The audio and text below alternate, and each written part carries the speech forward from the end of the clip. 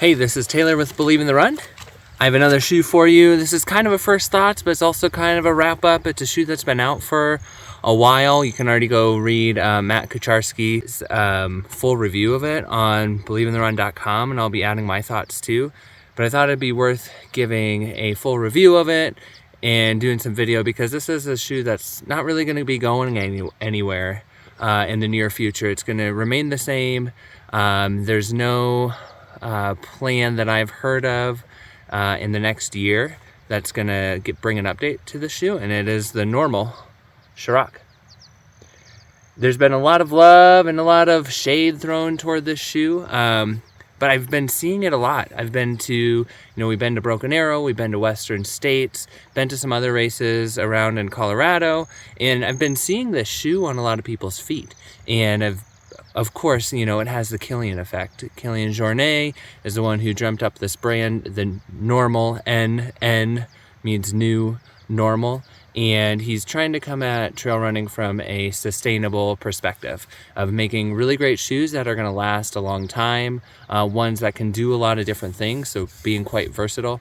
And this is the first one that they came up with. So we've already had the Tomir 2.0, and that was a great shoe, the first normal shoe that I really got to run in. I was really impressed by that, and I just got a nice run in these yesterday, and I was really impressed with it too. I'm gonna put it into the bucket of being minimal, but not the minimal you might be thinking of if you've been around trail running for a while. This is more of the modern minimal. We have a 25 millimeter stack in the heel to 19, and there's not a lot of shoes that have that small of stack, but this is one of them. Also, usually if you see a shoe with low stack like this, there's usually some sort of rock plate or something else in the mix to be able to filter out some of that feel, but this one doesn't have it. It just has this X Pure midsole. It's quite soft, softer than I thought it would be.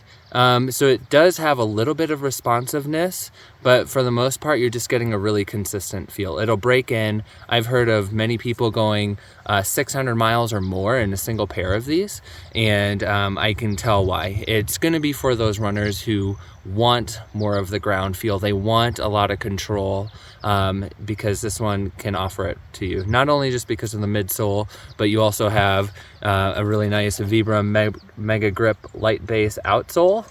3.5 millimeter lugs, that's really been the one thing that some people have really complained about.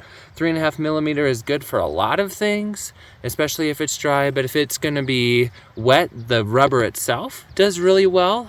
Like I was running through some streams yesterday, around some rivers, over some rocks, dry rocks, bunch of different stuff, even on some horse-laden trails that were really sandy, and these did pretty good as long as it was dry, and it gripped well on rocks.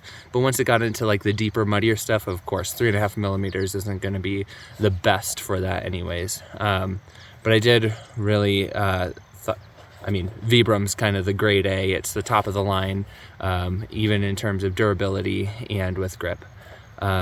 Another reason why a lot of people will be loving this shoe is because of this matrix upper. It's a jacquard matrix woven upper, and you can hear it. It's really abrasion resistant. It's really tightly woven. I don't think it's going to be breaking down really at all. You have some minimal overlays, kind of 360 around where it meets the midsole, but I don't think it's going to be going anywhere. And the fit is what I'm gonna be coming back for time and time again. The fit is awesome. Most people say to go down a half size. Go down a half size, especially if you're gonna be racing or going shorter, faster than them. You want to go down a half size. I went with my true to size 10.5, and I have about a thumb at the end of the toe, and I was really comfortable with it on my runs with it. It still held great through here. And even in the heel, which is usually the weak part on the trail shoe, that really stuck. And I didn't do anything different with the lacing. I just kept it really standard. Usually I do some tricks to keep that heel down, but I didn't need to with this one. The fit is just amazing on this. It's going to be feel slim to some, but I think it would accommodate most. I have an average to wide average 4 foot, and I felt really comfortable in this for the miles I did. Overall, yeah, I mean, one of the things that I do have to complain on this tongue is really quite flimsy. And when I was trying to tie it up, cinch it up exactly how I wanted it, this kept folding in on itself. And so that's really the only complaint I have so far. And of course, if you're used to being able to have a lot of stack, cushion, this isn't the shoe for you. Just know that this one's a lower stack. If you want control, want some ground feel, kind of that traditional trail shoe feel, the Kjerag is going to be an awesome choice.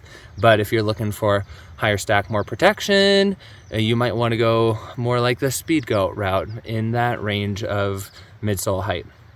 Overall, again, I'm really impressed. On some really technical trails, this performed really well. My feet are a little tired today, a little beat up, just because this is quite flexible and there's not a lot of protection through here, but that's okay. It's gonna work for those who want it. Yeah, really impressed with the Nnormal Kjerag.